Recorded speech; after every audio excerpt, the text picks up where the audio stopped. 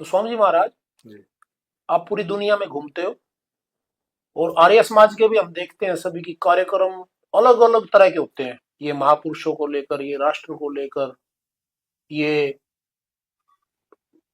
युवाओं को लेकर, ये महिलाओं को लेकर, और जी देश के जितने वीर हैं उनकी गाथाओं को लेकर। कहीं आर्य वीरों को कैंप लगते हैं। मतलब एक मनुष्य बनाने के कार्य अनेक किए जाते हैं। आजकल एक चलन आया, हमने देखा अभी करीब से आर्य समाजों के अंदर, कुछ स्तर पे देखे, ज्यादा नहीं अभी। जैसे पहले तो जैसे पौराणिक लोग ही करते थे, श्री राम कथाएं, श्री कृष्ण कथाएं, हनुमंत कथाएं। जबकि आर्य समाज तो महापुरुषों का लगातार, तो आर्य समाज को क्या जरूरत पड़ी कि ऐसे स्पेशल ऐसा कुछ करना पड़ा। और देखा है अनेकों बार, आप भी देखते होंगे, आप स्वीकार करोगे शायद अगर आपने देखा है जी तो वहां पर आर्य समाज जो एक सैद्धांतिक संस्था है, कहीं सिद्धांत देखने को मिलता नहीं है। क्या कहना चाहेंगे स्वामी? केवल राम कथा ही नहीं हो रही, वैदिक राम कथा हो रही है। अच्छा, उसमें भी भेद डाल दिया। इसमें भेद डाल दिया। उनसे ये पूछो जी, कि वेद पहले या राम पहले? भेद पहले। वेद में क्या राम का वर्णन है? वेद में कोई इतिहास है क्या? नहीं, वो तो नहीं। तो फिर वैदिक राम कथा कैसे हो जाएगी? जी। राम खुद वेद को लेकर के चले हैं। वेद तो का वो नाम में ही संशय नाम में का- झालमेल है पूरा की पूरा। ठीक है, ठीक। आप जो है ना शुद्ध राम कथा कीजिए। जी वैदिक राम कथा क्यों कर रहे हो आप?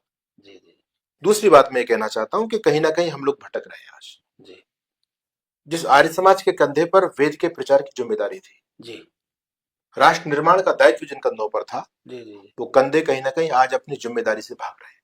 जी दुनिया में केवल एक आर्य समाज का मंच है जहां वेद की बात होती है। जी दुनिया के तमाम पंथ और लोग तो केवल पुराणों तक सिमट करके रह गए, जी जी वेदांत तक सिमट करके रह गए। जी जी आज भी कहीं वेद की बात होती है तो आर्य समाज के मंच से होती है। आर्य समाज ने वेदों को जीवंत रखा है, और यदि आर्य समाज के मंचों से कथाएं होने लग गई जी तो वेद का प्रचार कहां होगा? जी जी और दूसरी बात मैं ये कहना चाहता हूं कि आर्य समाज महापुरुषों के सम्मान का विरोधी नहीं है। जी जी सबसे बड़ा सम्मान महर्षि दयानंद सरस्वती ने महापुरुषों को दिया। योगेश्वर कृष्ण के बारे में कहा वो आप्त पुरुष, तो उन्होंने जन्म से लेकर के मृत्यु पर्यंत कोई निंदित कर्म नहीं किया। जी आज तो लोग उनको छलिया बता रहे हैं, लंपट बता रहे हैं, लड़कियों के कपड़े उठाने वाले चोर बता रहे हैं लोग कृष्ण को, छवि को बिगाड़। छवि को बिगाड़ रहे हैं। लेकिन आर्य समाज ने महापुरुषों का सम्मान किया, उनके निश्चल छवि को समाज के सामने प्रस्तुत किया है। जी भगवान कृष्ण हमारे आप्त पुरुष हैं, जी मर्यादा पुरुषोत्तम श्री राम हमारे आदर्श हैं। जी आर्य समाज का जो भी कार्यक्रम होता है, हर विद्वान, भजनोपदेशक और वक्ता अपने किसी न किसी सत्र में 20, 25, 30 मिनट बोलता ही है उनके बारे में कि वो बड़े पावन उनका जीवन था। और बाकी हम आगे बढ़ जाते हैं, बहुत सारी बातें हैं बात करने के लिए, वेद की बहुत सी बात। बहुत सारी बातें हैं, समाज में विसंगतियां हैं, जी जी वैदिक सिद्धांत को लोग जाने, इसके जी लिए हम चर्चा करते हैं। जी जी और वहां केवल 9 दिन या 7 दिन केवल एक ही विषय को लिया जा रहा है।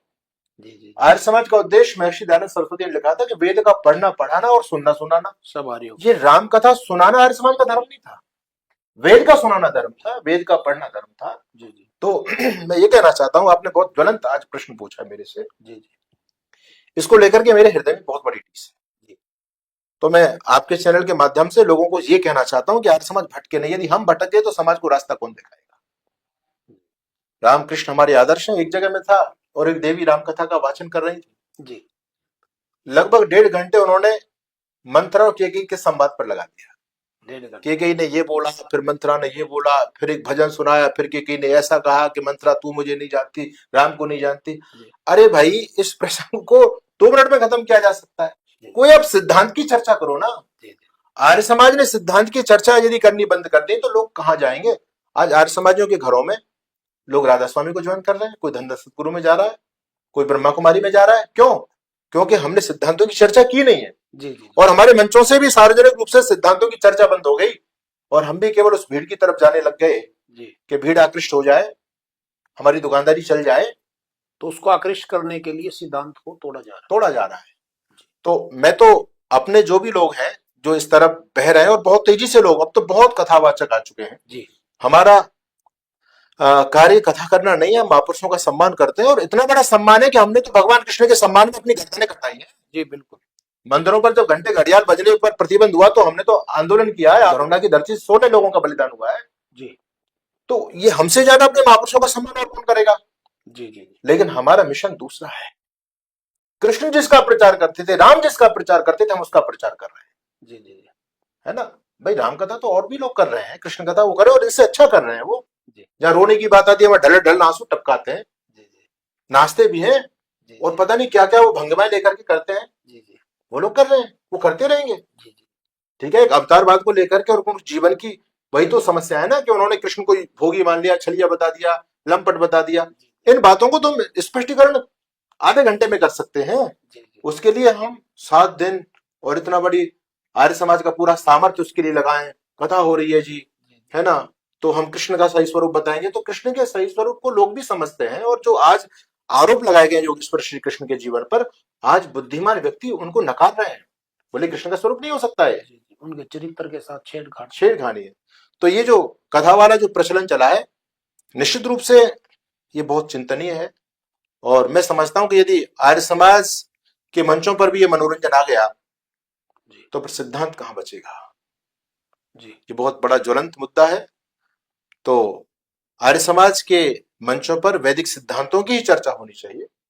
तो ये इसके प्रचलन चला है, ये गलत चला है। तो इसके लिए जिम्मेवारी सभी पदाधिकारियों को, पूरी टीम पदाधिकारियों की भी जिम्मेदारी, और कारण ये हो गया है कि पदाधिकारियों ने स्वाध्याय करना बंद कर दिया, जी धरातल पर जाकर के काम करना बंद कर दिया। जी अब वो स्वाध्याय करते नहीं है और धरातल पर काम करते नहीं है, तो लोग जुड़ेंगे कैसे। जी अब जब लोग 4 लोग आ रहे हैं उस कार्यक्रम में, तो पदाधिकारी समझते हैं कि यार फिर तो हमारी बेइज्जती होती है, तो क्या करें, बोले कथा करा लो, कथा के नाम से लोग ज्यादा आ जाएंगे। जी जी तो ये कोई मानक हो गया क्या। जी कल को कथा में नहीं आएंगे तो क्या आप लड़के नचाना शुरू कर दोगे मंच पर। जी जी तो मैं तो उन पदाधिकारियों को भी दोष देता हूं, मानता हूं उनका भी दोष है कि उन्होंने ऋषि दयानंद को पढ़ा नहीं है, उन्होंने ऋषि दयानंद को समझा नहीं है। जी आर्य समाज के पदाधिकारी बन गए तो क्या हो गया, जी जी वो अपना स्वाध्याय करें, चिंतन करें। तो निश्चित रूप से आज मैं जो विरोध कर रहा हूं, लोग मेरे खिलाफ होते हैं कि जी आपको क्या मतलब, लेकिन मैं ऋषि दयानंद का मिशनरी प्रचारक हूं। जी आर्य समाज मेरी माँ है, जी और आर्य समाज में कोई अवैधानिक गतिविधि चलेगी जी तो उस पर बोलना सच्चिदानंद का धर्म है, जी जी चाहे लोग बुरा माने चाहे भला माने। कहीं सिद्धांत से एक छेड़छाड़ होगी, हाँ, तो हम बोलेंगे, राय खुलकर सामने आएगी। बिल्कुल बिल्कुल। कभी ना रुके थे ना रुकेंगे। हाँ,